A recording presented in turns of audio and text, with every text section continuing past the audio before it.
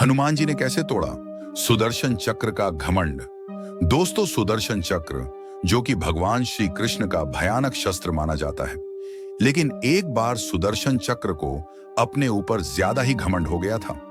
राम भक्त हनुमान जी कैसे तोड़ा उसका घमंड, आइए जानते हैं दोस्तों।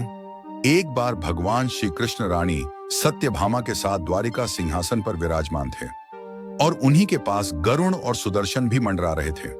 और रानी सत्यभामा ने बातों ही बातों में श्री कृष्ण से पूछा, हे भगवान, आपका त्रेता युग में श्री राम के रूप में अवतार हुआ था। सीता माता आपकी पत्नी थी, क्या वह मुझसे ज्यादा खूबसूरत थी? तभी गरुड़ ने कहा कि प्रभु, क्या पूरे संसार में मुझसे भी ज्यादा तेज गति से कोई उड़ने की क्षमता रखता है? अब सुदर्शन चक्र भी अपने आप को नहीं रोक पाए और बोल उठे कि प्रभु, मैंने एक से बढ़कर एक युद्ध में आपको विजय दिलाई है और मुझे नहीं लगता कि संसार में मुझसे भी ज्यादा कोई शक्तिशाली होगा। श्री कृष्ण मंद मंद मुस्काए और समझ गए कि उनके तीनों भक्तों में कुछ ज्यादा ही अहंकार भर गया है और अब इनका अहंकार नष्ट करने का समय आ चुका है। फिर श्री कृष्ण ने गरुड़ से कहा, तुम महाबली हनुमान के पास जाओ और उनसे कहना कि प्रभु श्री राम सीता माता के साथ आपकी प्रतीक्षा कर रहे हैं। गरुड़ भगवान की आज्ञा लेकर आकाश में उड़ चले। फिर इधर भगवान श्री कृष्ण ने रानी सत्यभामा से सीता का रूप धारण करने को कहा और स्वयं श्री कृष्ण ने भगवान राम का रूप धारण किया। श्री कृष्ण ने सुदर्शन चक्र को आज्ञा दिया कि तुम राजमहल के द्वार पर पहरा दोगे। इतना ध्यान रखना कि मेरी इजाजत बगैर कोई महल के अंदर ना प्रवेश करने पाए। प्रभु की आज्ञा लेकर सुदर्शन महल के प्रवेश द्वार की ओर उड़ चले।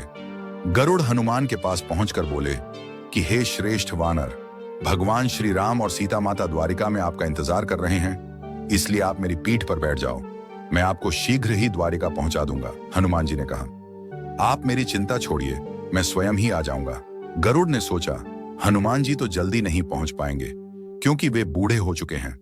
खैर, मैं चलता हूं। पर गरुड़ ने महल में पहुंचकर देखा कि हनुमान जी वहां पहले से विद्यमान हैं, तो लज्जा से गरुड़ का सर झुक गया। तब श्री कृष्ण ने हनुमान से कहा कि तुम बिना आज्ञा महल में कैसे आ गए? क्या तुम्हें किसी ने रोका नहीं?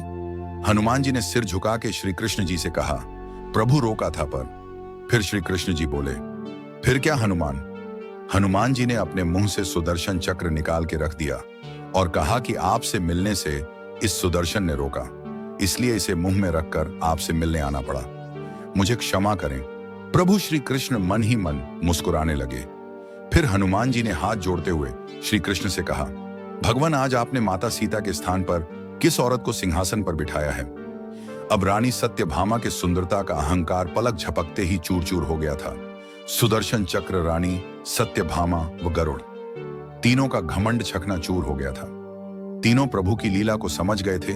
तीनों को प्रायश्चित हुआ और वे प्रभु के चरणों में झुक गए। ऐसी ही रोमांचक वीडियो देखने के लिए हमारे चैनल प्रिंस टाटावत ज्ञान ऑफिशियल लाइक एंड सब्सक्राइब अवश्य करें। कमेंट में जय श्री कृष्ण जरूर लिखें। धन्यवाद।